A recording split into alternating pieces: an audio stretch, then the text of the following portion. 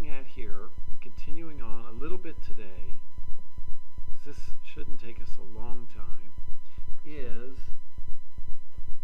locating absolute maximum min values.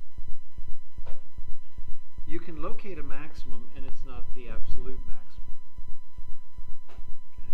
So for example, suppose you have a situation where here's the number of units, and this is in terms of dollars, and we're looking at profit, and the profit does something like this. Why would profit ever have a downturn as you increase production? That's really what that says. We have a maximum point right there, and as you move past that maximum point, notice your profit dips down a bit, doesn't it? And then it increases again. Why would the profit decrease? And that happens. That's not just something I happen to slap up there. It happens.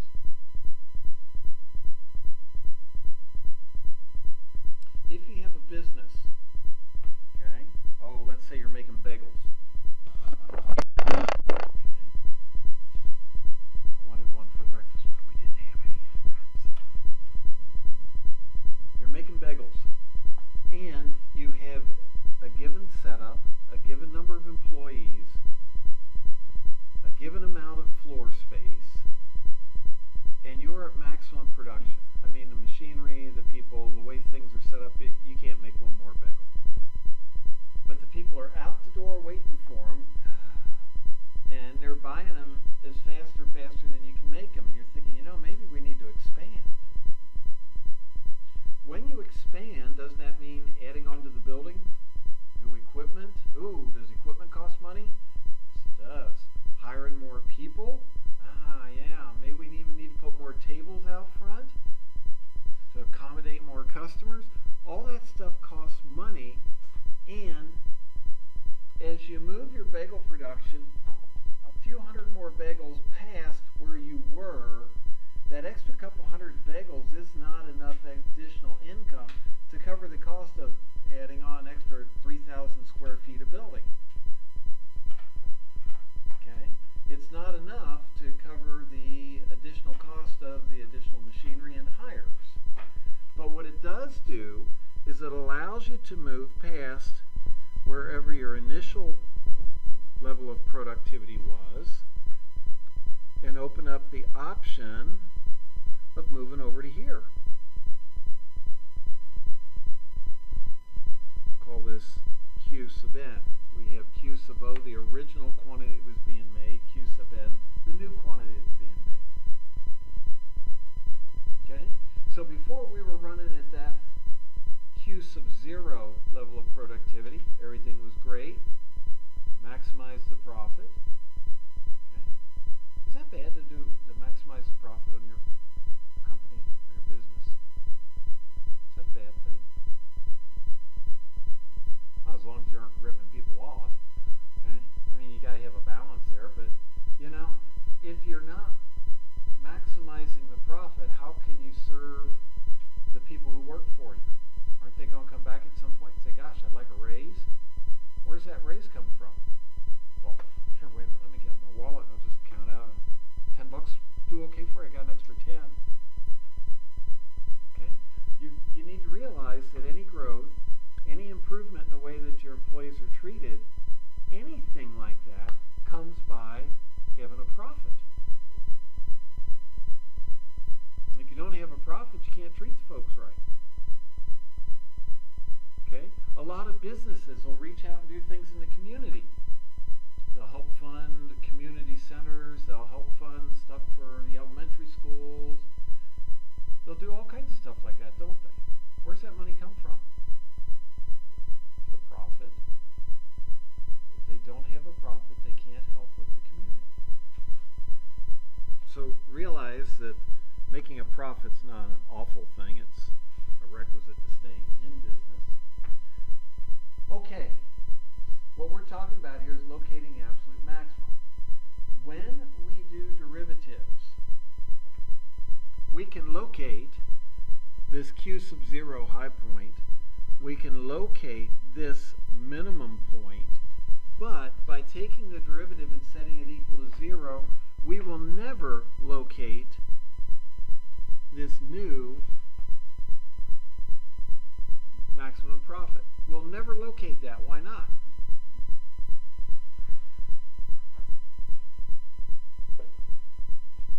Because the slope doesn't change here, does it? Slope stays moving in the same direction. It doesn't equal 0. And you would go right on past that and never even see it. How do you know that that's there? Well, what you do is when you buy new equipment, when you expand, do you know what your new maximum production is going to be? You better. It's your business. Okay? What you always want to do from this point out for the rest of your life, not only when you are maximizing or minimizing do you take the derivative and set the derivative equal to 0, but you check your endpoints. This is an endpoint.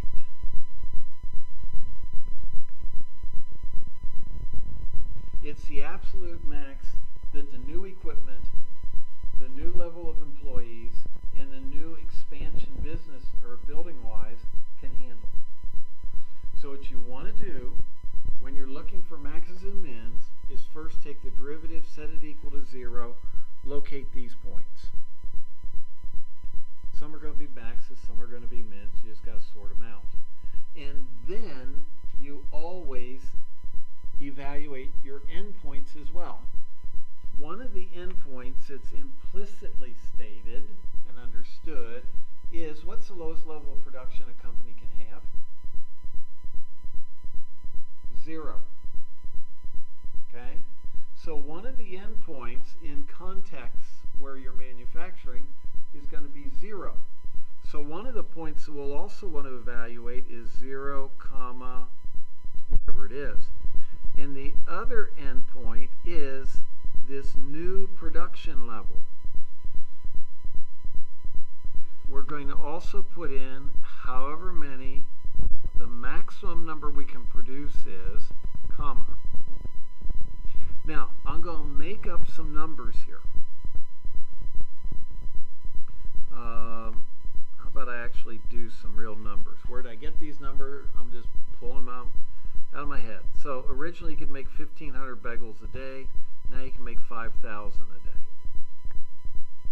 Okay. So our original production level was 1,500. Our new maximum production is 5,000. And this point right here, let's say this is 3,000.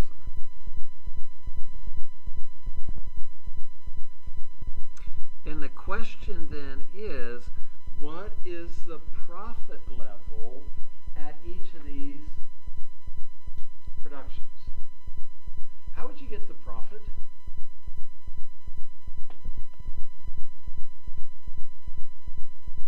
Well, wouldn't you take the production level and plug it back into your profit equation? You have to have had a profit equation to be able to take the derivative to find the max min points, right? So whatever our profit equation is, you're going to first plug in 0. And let's say this winds up being a negative 400. What does negative 400 mean?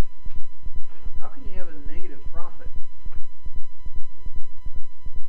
Yeah, it's pretty simple. You're not doing anything, but you got fixed expenses. You're still paying rent, you're still paying utilities, you're still paying taxes, you're still paying all kinds of stuff. 1,500. Now I'm just making these numbers up. Let's say at 1,500 the profit is $2,300. At 3,000, let's say the profit margin is $1,650. And then at a production level of 5,000 bagels a day, let's say it's moved up to 6,100. What'll wind up happening, and you'll see it here in an example, is you're going to take the derivative. You'll find your critical points. Well, no place to write there. You'll find your critical points. When you find your critical points, included in that is the profit level there, isn't it? You also then look at your endpoints.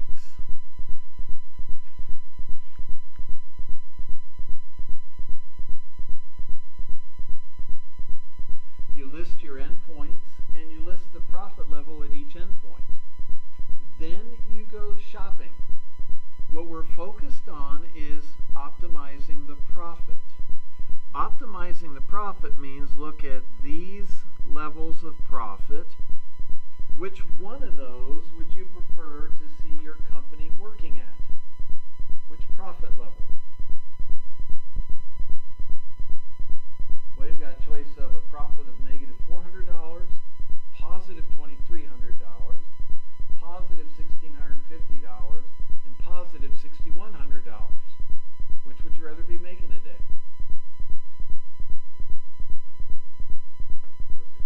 Thank you. Yeah, the 6,100. Yeah. Okay. If it's profit, this is the one you want to be working at. This is the one that's going to give you extra money to go out and do stuff in the community and help with a park or help with a school or help with whatever. That's the one that's going to open up the finances for you to be able to do extra things for the employees. That's going to be the one that's going to allow you to fix up the building nicer so that when folks come in, wow, this is nice, I like this. Stick in Wi-Fi for them, all kinds of stuff like that. Okay. It's going to be the one that's going to allow you to, oh yeah, resurface the parking lot that looks like craters on the moon right now. Okay. Does that make sense? So it's going to wind up happening. The routine is going to be take the derivative, set it equal to 0, find the critical values, compute the points, and then always compute the endpoints as well. And basically that's all there is to this section. Okay? They go into some definitions. Absolute minimum means that the point we have is less than or equal to any other point on whatever our interval is. It's the lowest point you can get. That's probably no big surprise. The absolute maximum on the flip side is the highest point you can get. You're always looking at the y value when you're looking for maxes and mins. Okay? Really important is that we have to be working on a continuous function and on a closed interval. A closed interval is different from an open interval. How are they different?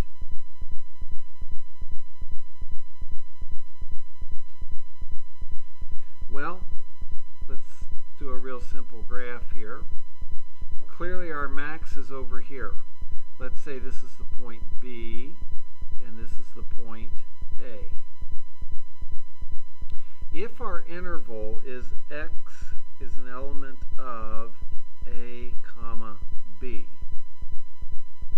on the right-hand side, can we get to B? Can we get to this point right there? And the answer is sure. Because it's a closed interval, we can use that value for B, whatever that value is. Does that make sense? If it's an open interval,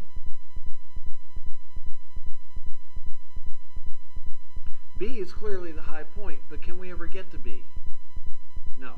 But we can get close to B, can't we? And the problem here is if we pick this point, is that the highest point? No. Somebody can come along and say, well, I can do better than that. I can pick that point. You say, well, you think that one's good. Watch that disappear as I pick this point. And you keep splitting that distance in half, don't you? And somebody can always find something a little bit better.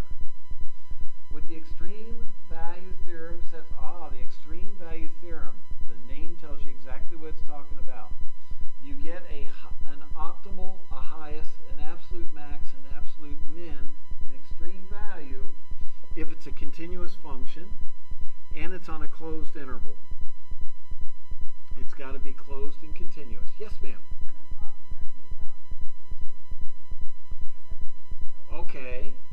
Yeah, how do you tell if it's closed or open? Well, with things like refrigerators, or whatever it is you may want to produce, you're probably going to be told something like the maximum production is 800 units a day. Boom. 800. That's closed. Because you can do 800 or you can do less than 800. So you can actually get to the end point. Okay? Typically within production and sales and things like that, it's going to be some kind of a closed interval because you have a limitation on sales, you have a limitation on production. The reason they talk about closed interval is this is the math version and they're trying to cover all their bases. Because in math, you can get these open intervals. In production, not so much. So for most of the things we're going to see, you're going to be fine. Okay? Okay. We worked on this one the other day. Compute the absolute max and min of x cubed minus 3x plus 2 over the interval -2 to a positive 3 halves. A couple things need to click off in your mind real quick. Like, first off, is this function continuous? Well, it's a polynomial. It's continuous. So it's continuous. Is it on a closed interval? Yep. So somewhere in there we're going to have an absolute maximum. Somewhere in there we're going to have an absolute minimum. Before you go looking for something, you want to make sure it exists. True? If I asked you to go back in the woods over here and look for Sasquatch, how many of you would spend a whole lot of time doing that? Well, it's an excuse to get outside and in the woods, but you're going to look at me like, really? Some of you are looking at me like that now. Okay? If it doesn't exist, why even bother looking for it? If it's an open interval, it's entirely possible that the max or min don't exist. Don't bother. Okay? Okay, so let's go after. We've already done this one. I want to get to a new one. All kinds of junk going on here. Aha. Compute the absolute max and min of that function. Question, is that function continuous? Well, e to the x has a graph that goes like that. Is that representative of a continuous function? Yep. Is the interval closed? Yep. So it's a reasonable thing to look for a max or a min value. In particular, an absolute max or min. Okay, so all we have to do is to compute the derivative. Well, the derivative is going to be 2 times e to the 3x. Because when you take the derivative of e, you get back whatever you started with. Using the chain rule, we now multiply by the derivative of what's in the exponent. And the derivative of the exponent is going to be 3. So we have 2 times 3. Oh, look, that gives us our 6 e to the 3x. Once you have your derivative,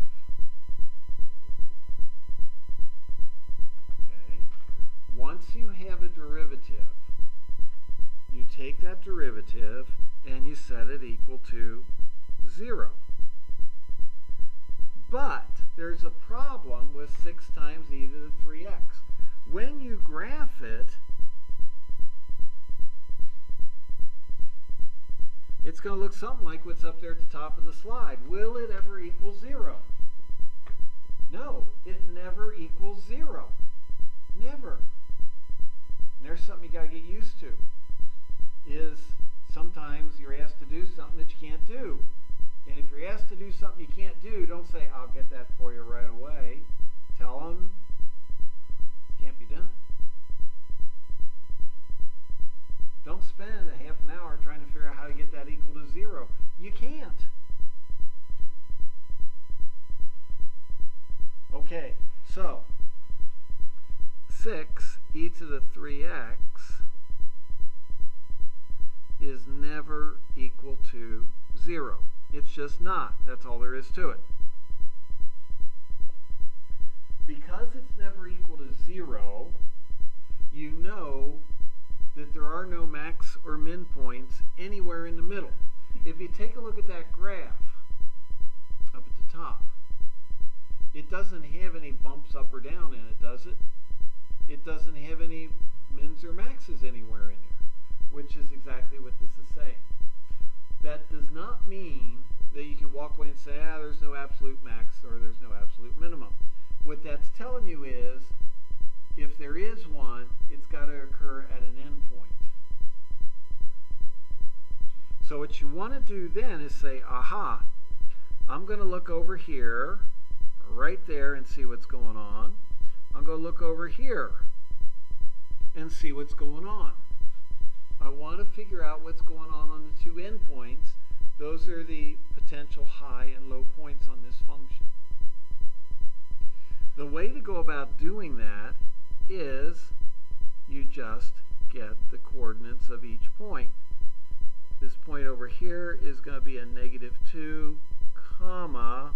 How do you get the y value for that?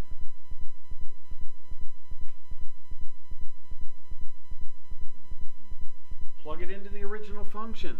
So we're going to plug the -2 into this.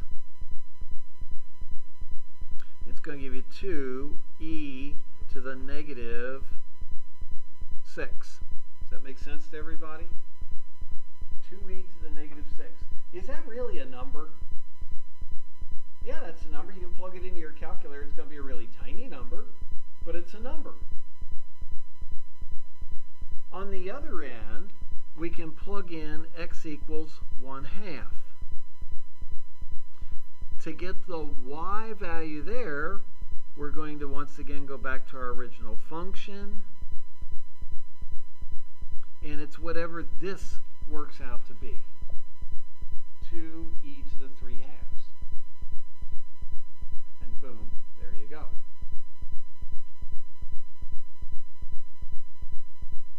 Does that make sense to everybody? The only thing that's changed up by moving into section 3.4 is you now need to check the endpoints. There will be endpoints. In anything, production, sales, whatever, there are endpoints. Which is what makes this section so important, is it now allows you to work with the situations that really occur. Infinity is never an option. Unless you're a cowboy in Toy Story. Where apparently you can go to infinity and beyond. Okay, what winds up being the case is the y value on the left is this 0.005. The y value on the right is about 896. And clearly we have a max and a min, don't we? The min point would be at -2, comma 0.005. The maximum occurs at 1/2, comma 8.963. So you do have an absolute minimum, you do have an absolute maximum. Because of the shape of the graph, there is no relative max or min anywhere else on the interval. Does that make sense?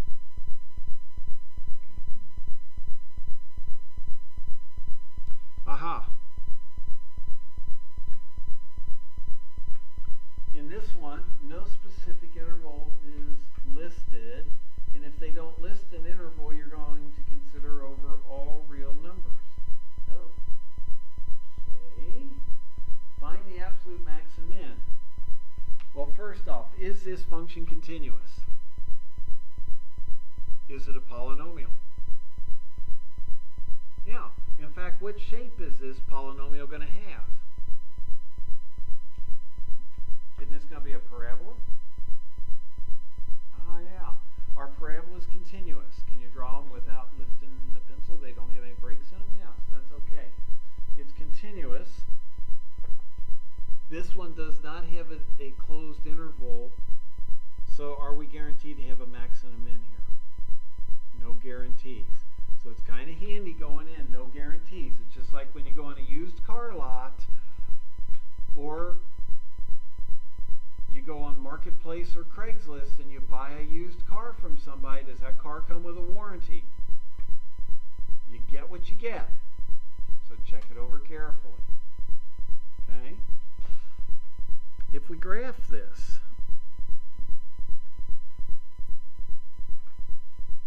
okay, the function is going to have zeros at 0 and 4. Does this particular parabola open up or down? Well, let's see. The leading coefficient, oh, that's the coefficient on the highest power of x, is negative. So it's going to open down.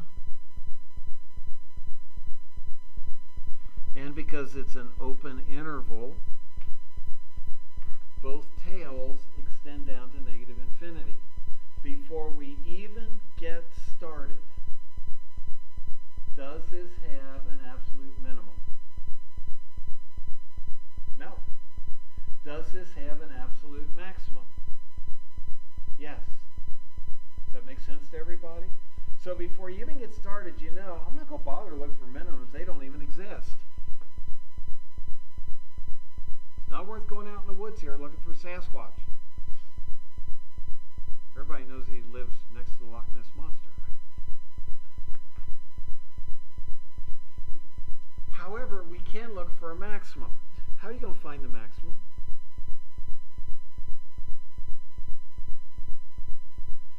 Maybe do the derivative. It's going to be 4 minus 2x. And we're going to set that equal to 0. And that's going to give you x equals 2. Aha.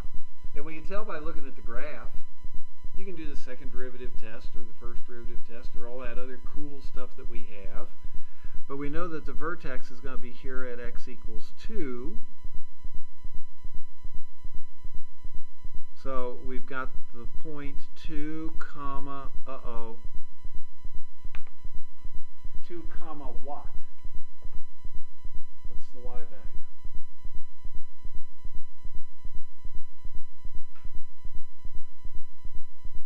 Well, let's see. If we plug the 2 in here and here, we're going to have 8 minus 4. 2, 4 is our absolute maximum. Does that make sense?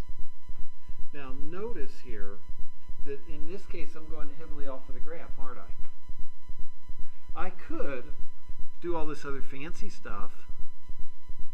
I could set up this, plug in my 2, and I could evaluate this at 0, could evaluate the derivative at 4, find that this is positive and this is negative, so it's increasing, then it's decreasing, which would tell me that it's a maximum point.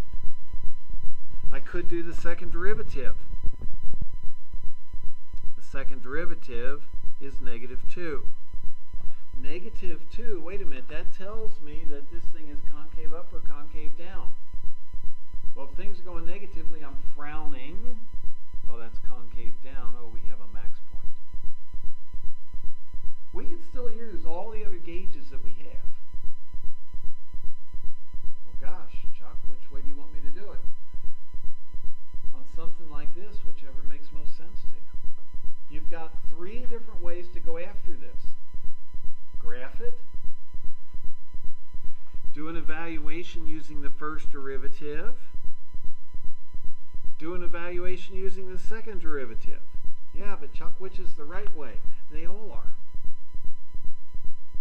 But I thought in math there was only one way. No, that's in arithmetic. Welcome to math.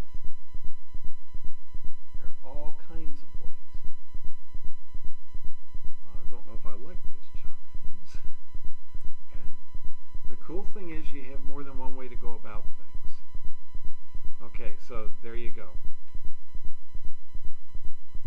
Now, one of the things I do want to do here is, suppose they gave you some closed intervals.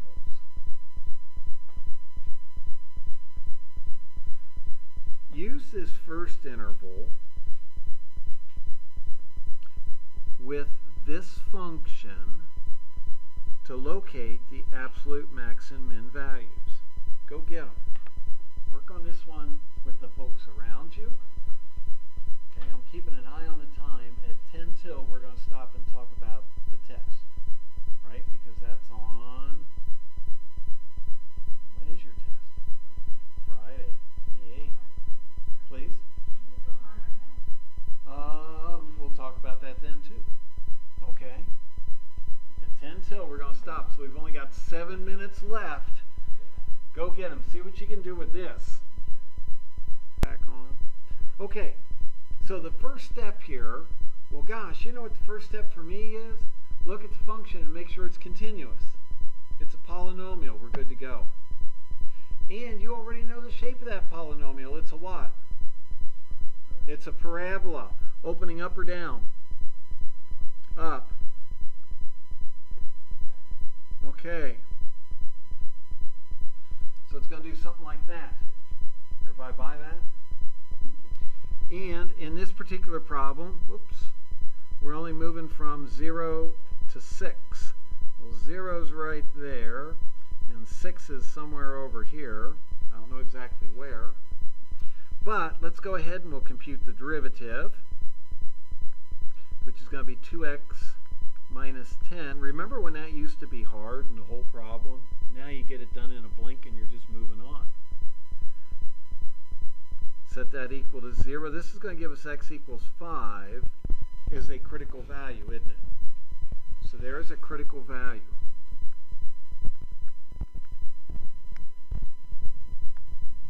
Okay, now what we need to do with this critical value is to determine if it's a max or a min. 2 ways to do that. Well, 3 ways. You could look at the graph, and what do you think that critical value is going to be based on the graph? Obviously 6 isn't working. It's going to be a minimum, isn't it? Another way to do this is to say, well, okay, I can put my 5 here, evaluate the derivative here, evaluate the derivative here, so I'll put in something like 0, and this is going to be negative. I'll put in something like 10, and it's going to be positive, so it goes from decreasing to increasing. If it goes from decreasing to increasing, this point must be a minimum point. We could also, with the second derivative, determine that we get a value of 2. Second derivative is 2. Everybody buy that? Positive, that means we're smiling. Concave up. Oh, we have a minimum if we're concave up. Okay, so there we've got 3 different ways to verify, yeah, we're going to get a minimum.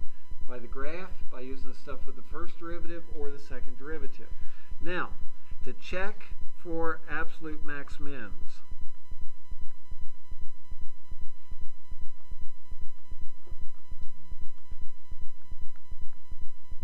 we're going to do several different values.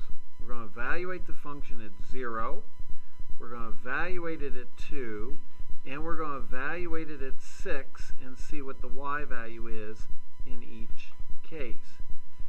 To get the y value, we go back to our original function.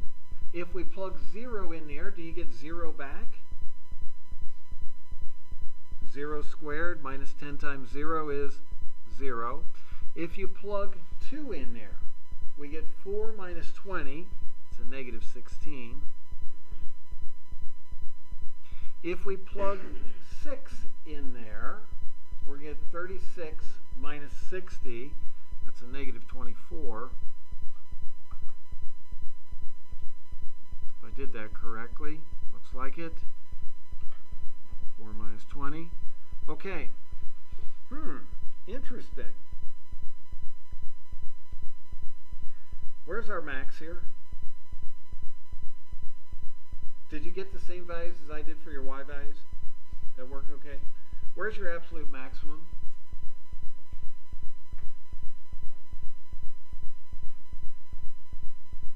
Well, which of those points is highest? Strangely enough, it's this one. Our absolute maximum, and wow, it really wiped some things out.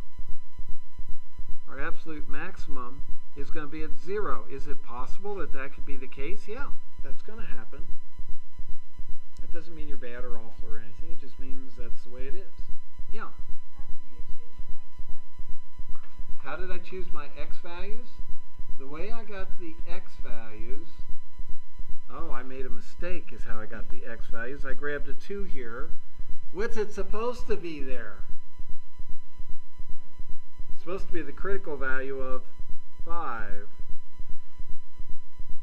Okay? Does that make sense? Which may be what Chelsea's after. And dude, where'd you get that 2? Where'd 2 come from? I was looking at the second derivative and I pulled that off accidentally. Okay? So the second point that we're checking should be at x equals 5. Plug that in, we get a negative 25. Now it's making more sense. Thank you. Thank you. Thank you. Okay, so where's our minimum? What is the lowest point going here? Isn't it this one?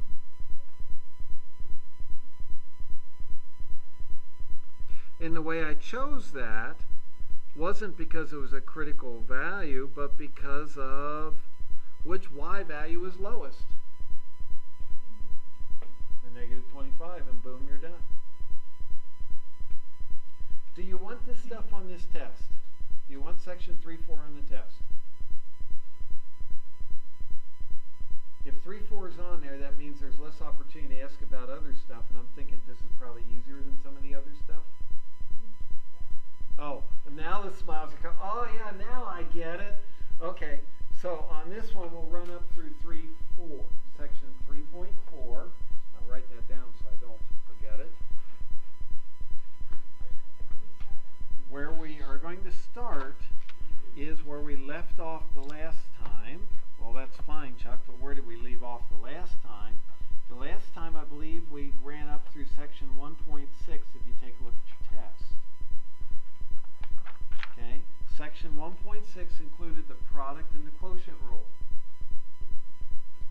So this particular test will pick up where that left off. That means we're going to start at section 1.7, the chain rule. Okay. So this test 1 is going to be 1.7 up through 3.4. Now there's something I want to point out to you, because folks will often say, well gosh, where do I go? How can I get some stuff to look at? And I'm going to leave this movie running so that you can see what's going on here. If you go to, here we go. Does everybody know where I am? I'm on Blackboard. I'm on the Meta course, Applied Calculus. I'm under, let's jump on my Math Lab.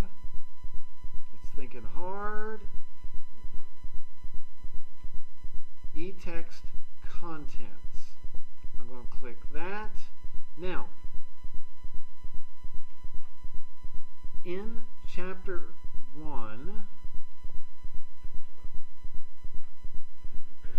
there is a chapter summary and review. You see that? Are you going to have to review everything in chapter 1? Well, in a way, yes. Because is it fair game to expect you to be able to do derivatives on this test? Well, yeah. It was on the last test too, though, wasn't it? Yep. Is it still fair that I expect you to remember how to add and subtract? No, get rid of those, right? Multiply, divide, get rid of all of them. Is it still fair that I expect you to know how to do the product rule and the quotient rule? That falls right in there with being able to do the derivative, with being able to add and subtract. That is just part of your tools. Oh no. If you go to the summary, okay, it gives several pages, and then it's going to work into a whole set of review problems that someday or another pulls up. So what you can wind up with, if you're looking for, here we go. If you're looking for review stuff, look at there. See all those? Now, am I going to be asking you stuff about limits? Not necessarily. But what I want you to realize is at the end of chapter 1, which is on the test, at the end of chapter 2, which is on the test, at the end of chapter 3, part of which is on the test, you've got all kinds of problems to work with. So if you're sitting there thinking, I really want a review sheet, I really want some kind of a review, there are problems there. If you have difficulties finding them on the e-text, that's fine. Go to the library and, oh man, look what's there. It's right there in the book. All the answers are in the back of the book. Okay? So if you're looking for some problems to use for review, there's a whole bunch. And very honestly, when I'm thinking about problems to include on the test, I look at those and may change a number or something, or may not even change a number or something. Chloe.